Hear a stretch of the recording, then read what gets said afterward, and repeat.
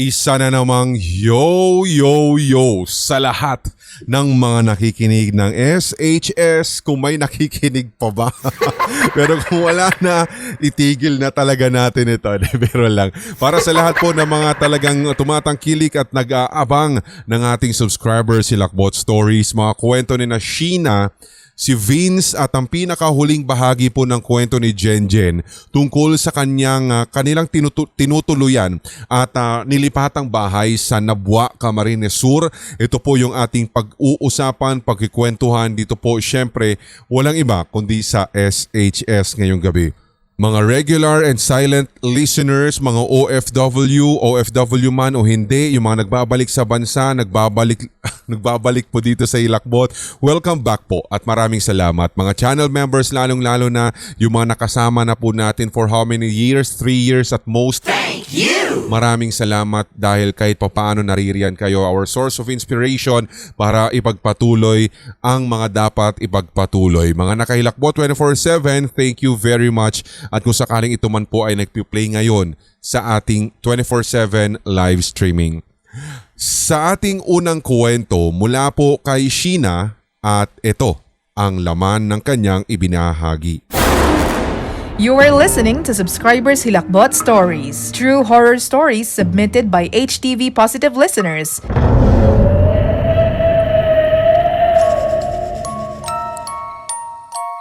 Hello po sa inyo Kuya Red, sabi niya. I have so many stories to share with you, pero umpisahan ko na lamang po muna nung grade 4 ako.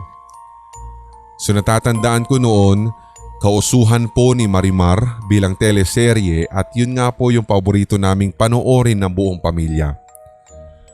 Wala po kaming TV noon at ang ginagawa namin ay nakikinood lamang sa kapitbahay na half kilometers away mula sa amin. Isang gabi po noon nang nagyaya ng umuwi ang kapatid kong lalaki. Kahit hindi pa kasi tapos yung teleserye. For a reason, ay sumama po ako kasi wala akong kasamang umuwi sa bahay since si nanay ay hindi din kasi nanood nung time na yon. Basta't natatandaan ko talaga noon, Kuya Red, ang tahi-tahimik po ng gabi at sobrang dilim. Sanay na po ako na laging nauuna na maglakad sa kapatid ko. Pero kasing parang may mali nung gabing iyon. Biglang umihip ang malakas na hangin kaya napatigil ako sa mismong malaking puno ng kamatsili. Paglingon ko, napakapit ako sa kapatid ko. Ang ganda, as in sobrang ganda, Sir Red. Ang buhok ng nakikita ko ay sobrang haba. Ang muka ay sobrang aliwalas at pagtingin ko sa katawan, dun ako napahagulgol at napaatras, Sir Red. Tinawag ko yung kapatid ko na iniwan na ako sa puno. Napatingin ako sa lugar na iyon. Iniisip kung tao o hayop ba'y nakikita ko. Sumumiti siya at sobrang bilis na tumakbo sa malaking puno ng mangga na malapit sa sapa. Ako naman ay pumunta sa malapit naming kapitbahay since bandang likuran ko lamang iyon. Grabe talaga yung takot ko ng sandaling iyon, Kuya Red. Pagkadating ko sa kapitbahay, doon ako mismo tumungo sa lababo nila at doon ako umiyak dahil sa labis na takot at nanginginig ang kalamnan ko. Doon mismo ako nakita ng kapitbahay namin na kauuwi lang din galing sa panonood ng Marimar. Siya mismo ang naghatid sa amin sa bahay. Kinaumagahan ay ang daming tanong sa akin at doon ko nalaman na kahit ang mga magulang ko ay minsan na rin palang nakaririnig ng kalandag ng kabayo lalo kapag sumasapit ang 12:00 ng hating gabi. Hanggang ngayon nga kuya ay hindi ako lubos makapaniwala na minsan din sa buhay ko ay nakakita ako ng tikbalang. You are listening to Subscribers Hilakbot Stories, true horror stories submitted by HTV Positive listeners. Maraming salamat sa pagbabahagi ng kwento. Siya daw po si Sheena at sana ay masundan yung kwento mo pang iba kasi sabi niya meron pa daw siyang isisend sa atin. At sasabihin ko rin po sa lahat na rin po ng mga nagpapadala ng kanilang mga kwento na kung sakali sinipag kayo, sige minsanan nyo na pong ibagsak sa email para hindi na rin po natatabunan at nang sa ganun syempre kahit papaano ay hindi yung parang nalalaktawan na natin. At maraming salamat kung nauunawaan ninyo. Ganun din sa mga nagpapadala ng kanilang mga voice messages na kung saan sila mismo po yung nagkikwento. Isang episode siguro ito sa podcast, isang episode dito sa YT SHS segment, or minsan isasama na lang din natin sa mga regular episodes yung mga magaganda o yung mga okay na sabi natin voice messages na kung saan sila yung nagnanarrate para at least meron namang touch ng personal kumbaga. Mas mainam nga po, hinihikayat ko nga po kayo na mag-VM din po sa amin at same email lang ang gagamitin, sindakstories2008@gmail.com, or pwede nyo rin pong i-attach yan sa ating Facebook pero sabi ng mga admins natin nakaraan parang ang hirap daw kasing i-download ngayon sa Messenger. So better yet, mas mainam na po sa email nyo na lang po ipadala at makikita nyo po sa description section po nitong ating video na ngayon na umiere ang ating email para na sa ganun di po kayo magkamali ng pag-type o kaya pagpapadalhan. But anyway, sa lahat po din ng mga nagpaparamdam sa ating HTV merch, kung meron pang ganito, may flavor pa bang ganito, kindly check na lang po kung ano po yung naririyan sa ating mga catalog. At lalong-lalo na syempre, alam ko naman na ina-update po yan ng mga admins po ng Kape ni Lola Trinidad. And once again, maraming salamat sa mga recent purchases po natin, lalong-lalo na yung coconut caramel dun sa nagpakyaw niyan at saka yung vanilla, meron din pala tayo ngayon sa puntong ito habang nire-record namin. Paki-check na lang po nang sa ganun malaman ninyo kung available pa ba yung mga flavors na binabanggit ko kasi medyo alam niyo may kaagahan yung pagre-record kasi natin ng mga episodes at pagpo-promo nito. Baka kasi pag mamaya nabanggit ko ito tiningnan nyo wala na pala, out of stock. I-PM nyo na po, sabihin nyo na po doon sa ating mga admins ng HTV merch para ma-restock po nila. Lalo na yung coconut, caramel at saka yung vanilla ay alam ko limited stocks lamang po yan pero ang marami hazelnut, butterscotch ang mga nagre-request, may barako pa rin po tayo. I-check out muna bago maubusan at ma-check out ng iba. Salamat sa lahat ng mga recent purchases natin. Tulad ito, vanilla to. Itong iniinom naman natin, itong iinumin natin ngayon. Medyo malamig-lamig na nga lang pero masarap. Tikman nyo na rin po para na sa ganun kayo na po yung humusga at nang maging endorser namin kayo. Anyway, sa mga ito natatandaan ko nga pala, meron kasi nagtatanong sa atin before na kung ano daw ba pinagkaiba kasi nitong tikbalang sa kapre. Madali lang po talaga ma-recognize kasi ang difference po nila. Although pareho silang maituturing na tree dweller o yung mga palatambay po sa mga kahit na anong mga klase ng puno, itong kapre kasi giant ito na di ba alam nyo na naninigarilyo, di ba? Cigar smoking giant nga ang sinasabi ng Philippine mythology dito po. At saka kung pag-uusapan natin tikbalang katulad ng nakita po ni Sheena, yan yun, yung half horse and half human na creature. At kung pagbabasehan natin yung Philippine folklore po at saka yung mythology natin patungkol dito sa mga tikba-tikbalang na to, alam nyo ba na may symbolism talaga daw yung kanyang feature, yung body, di ba? Na kung saan, sabi nga nila, often associated talaga ang mga tikbalang with the spirit of the forest and is considered a symbol of nature's power and mystery.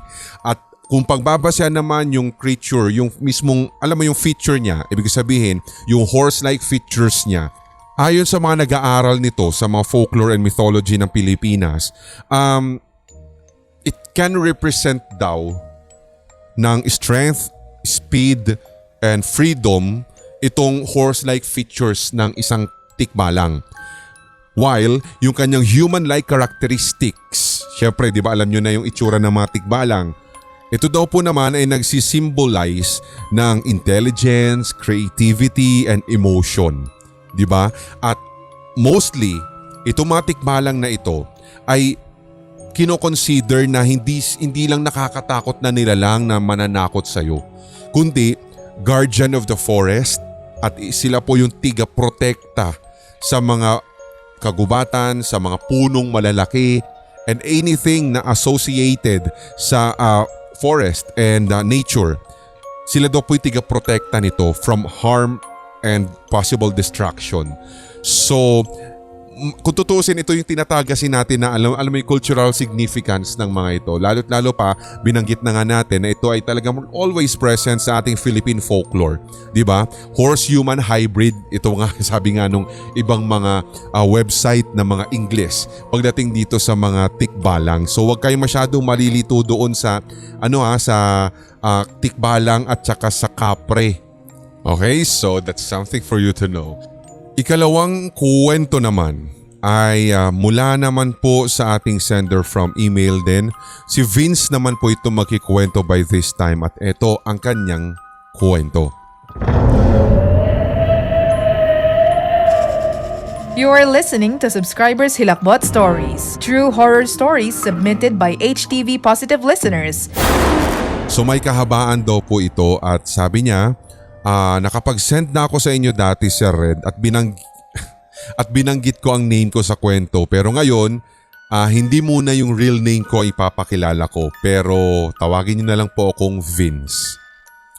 So nabanggit na din sa akin ng mga naging katrabaho ko na meron ngang nagpaparamdam at nagpapakita sa dati ko pong pinagtrabahuhang factory sa Cavite at hindi ko na rin po babanggitin ang pangalan. So ready na rin naman ako sa mga ganong pangyayari simula nang nababanggit o nakikwento na nila sa akin ito at naniniwala ako dahil malakas din naman ang pakiramdam ko pagdating sa mga ganito at paminsan ay nagpapakita po sila sa akin. Ito pong unang experience ko ay tungkol sa pagpaparamdam ng mga iyon. Ito po ay nangyari nung unang linggo ng aking pagdu-duty.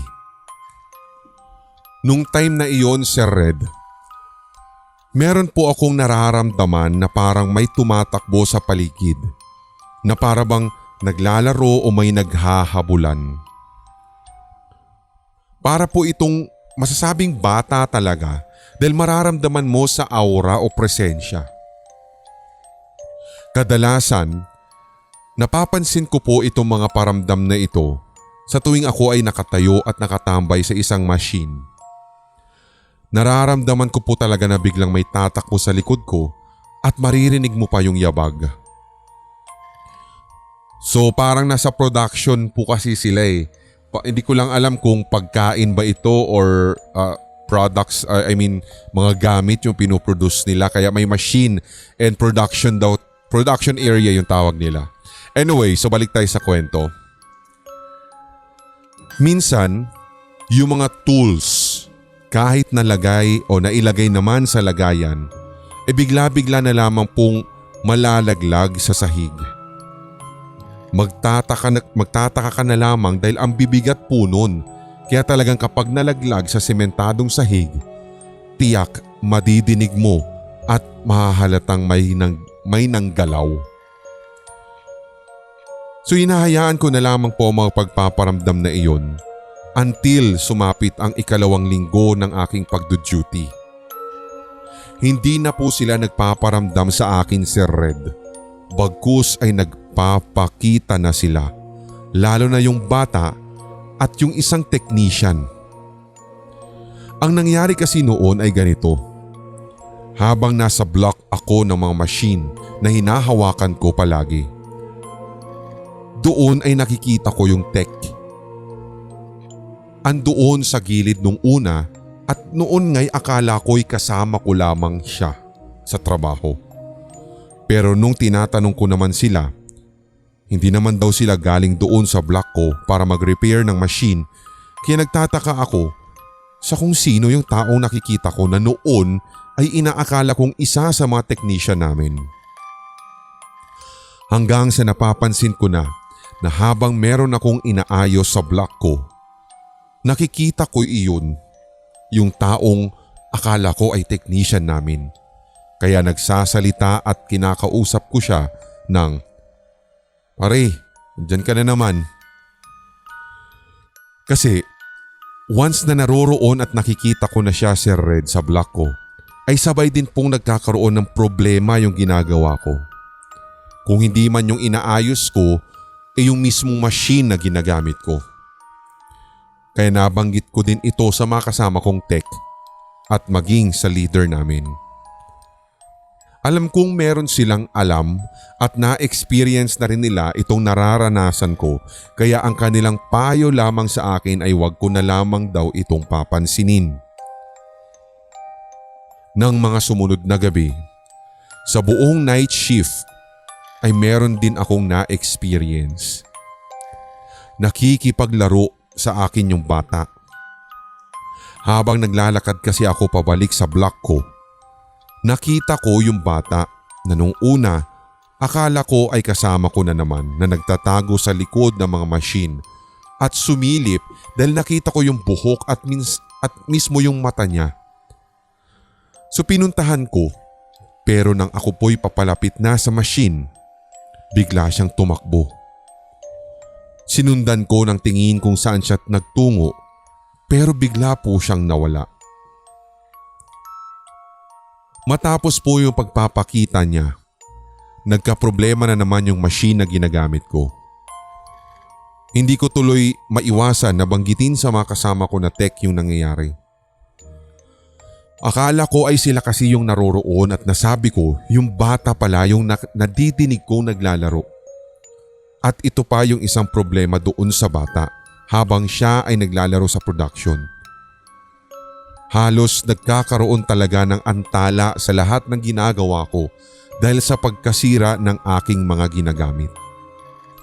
Pero pagkatapos ng kanyang pagpapakita at hindi ko na nararamdaman ang kanyang presensya, nagiging normal naman na ang takbo ng makinang aking ginagamit.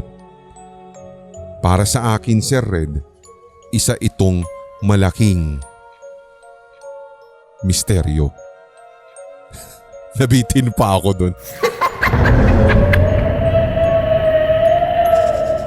You are listening to Subscribers Hilakbot Stories, true horror stories submitted by HTV Positive listeners. Maraming salamat sa kwentong ibinahagi mo dito, Vince. At sana ay madugtungan ulit yung iba pang mga experiences mo kasi meron pa daw siyang idudugtong. So alam ko hinimay lang ito ni Admin Clay para maipresent yung pinakaunang bahagi ng iyong kwento. Kayo din ba, alam ko sa Laguna, sa Batangas, sa Bulacan lalong-lalo na, sana din po mag-share din kayo ng inyong mga, alam mo yung mga company horror stories, mga ghost stories sa production area ninyo. Lalong-lalo na sa Belton. Babanggitin ko lang, Belton Totoku ba yun? O Totoku? Toko? Hindi, Totoku. Siguro yun. Alam ko nakikinig sila sa atin. Marami po sila dyan. Since pandemic daw po ay tayo ang pinakikinggan nila sa kanilang centralized na na parang radyo nila doon, mga speakers kumbaga sa mismong, doon sa loob mismo ng kanilang company, lalo na sa production area. Nakikinig daw sila either sa Hilakbot 24/7 or doon po sa ating Pinoy Horror Radio na 24/7 din nag-i-stream via radio.org. At sana din try din ninyo makinig ng ating online music station, yung Red FM Philippines. At meron din tayong website para makita nyo yan, redfmph.weebly.com. So enough para tayo dun sa promotion natin na ayan. Check nyo na lang sa ating mga Facebook pages para sa mga direct link. Maraming salamat at sa mga tiga dyan at yung mga empleyado na talagang graveyard at yun po yung pinakikinggan nila. Lakas ng loob ninyo dyan na makinig ng mga kwentuhan natin. Thank you very much. Anyway, sa ating third story, but anyway, sabi ko sa inyo kanina, balikan ko lang, kung sakaling meron din kayong mga ghost stories sa mga production area, sa mga malalaking company, malalaking pabrika, katulad po ng mga nabanggit na, tulad ng nabanggit ko, pwede rin kayo magpadala nang sa ganun ay parang mabigyan din natin ng isang compilation, ghost story compilation, yung mga nagtatrabaho sa mga pabrikang ito, lalo na syempre sabi ko sa Laguna, ang dami dyan, sa Cavite meron din, di ba, sa Bulacan, Pampanga, lalong-lalo na. So sana ay mabigyan nyo rin kami ng mga istorya at ma-send nyo na yan agad sa ating email, sindakstories2008@gmail.com. Last story na po tayo, guys, at ito naman ay ang pinakahuli, I guess, na bahagi po ng kwento sa atin ni Jen na bida-bida sa 5 episodes ng SHS. So tingnan natin ano pa ba yung pinakahuling mga naganap sa kanilang bahay na nilipatan sa Nabwa, Kamsur, at ano nga ba yung kanyang pinakahuling bahagi ng kwento. So here we go. You are listening to Subscribers Hilakbot Stories, true horror stories submitted by HTV Positive listeners. So bago po namin tuluyang lisanin yung bahay na iyon, Sir Red, lalong-lalo na syempre at hindi lamang po kasi minsan o 3 beses na may nangyaring kababalaghan. So kami ng partner ko ay mismo din pong naghanap ng mga kasagutan at ito'y sa pamamagitan ng pagpiga sa mga nauna na pong tumira sa bahay na iyon at maging sa mga katabing bahay patungkol sa kung ano nga ba talaga ang pinakarason at ang pinaka-history nitong bahay na ito. Parang hindi rin kasi kami kumbinsido talaga noon, Sir Red, sa nalaman po namin na randomly na merong nagpatiwakal na dating may-ari ng bahay doon, pero mas gusto pa naming alamin kung ano ba talaga ang pinakakuwento. Hanggang sa na-meet po namin ang isang Mang Pablo. Itong si Pablo po, meron po siyang kwento sa amin na minsan din daw, nung bago pa daw po kami lumipat sa naturang bahay, ay napapanaginipan din daw niya yung unang may-ari ng nilipatang bahay.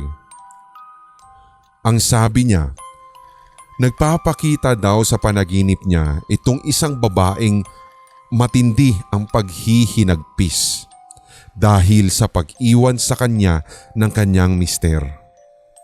So dahil doon, binuhos niya na lamang daw po lahat ng kanyang atensyon sa bahay na aming nilipatan sapagkat marami silang mga alaala sa bahay na ito, lalo ang kanilang pagmamahalan.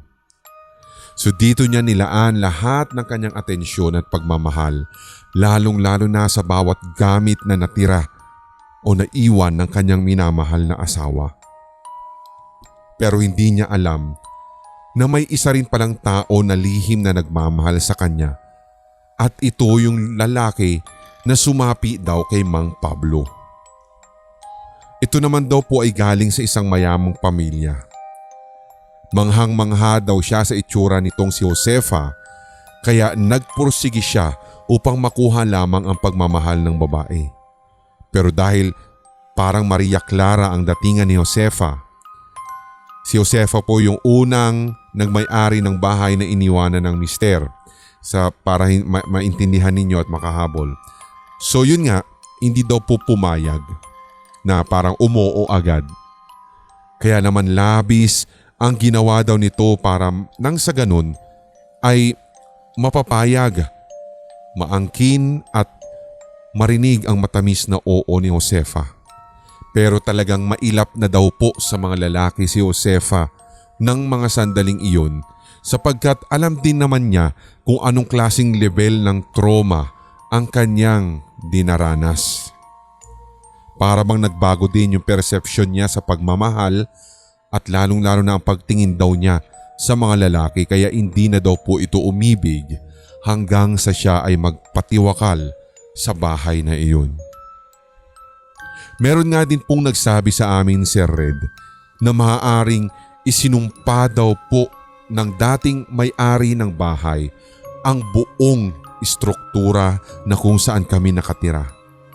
Hindi lamang po iyon, maaaring nag-usal din daw po siya ng curse sa lahat ng mga maiiwang gamit niya kung kaya't ang paniwala ng mga matatanda at maging ng mga albularyo na amin pong kinontak para mapaalis lamang itong kaluluwa ni Josefa sa loob ng bahay, sinasabing nakadikit na daw kasi ito dahil sa isang matinding sumpa.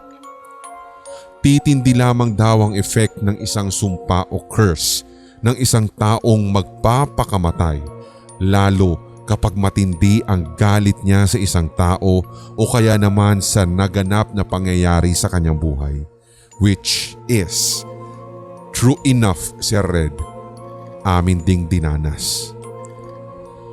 Nang malaman po namin yung kahit sabihin na nating 1/4 pa lang ng pinaka-istorya, nag-decide kami kaagad ng partner ko na lumipat at humanap muli ng ibang lugar.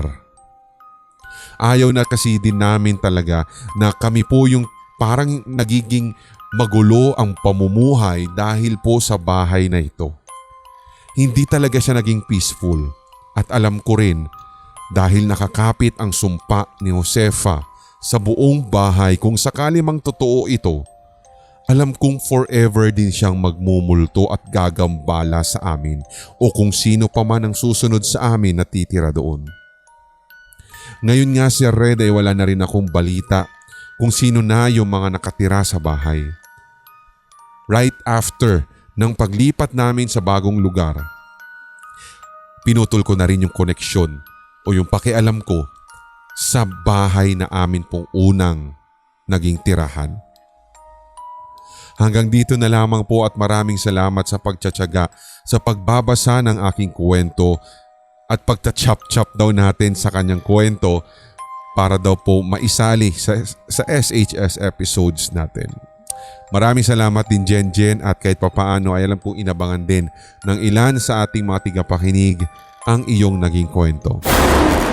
You are listening to Subscribers Hilakbot Stories, true horror stories submitted by HTV Positive listeners.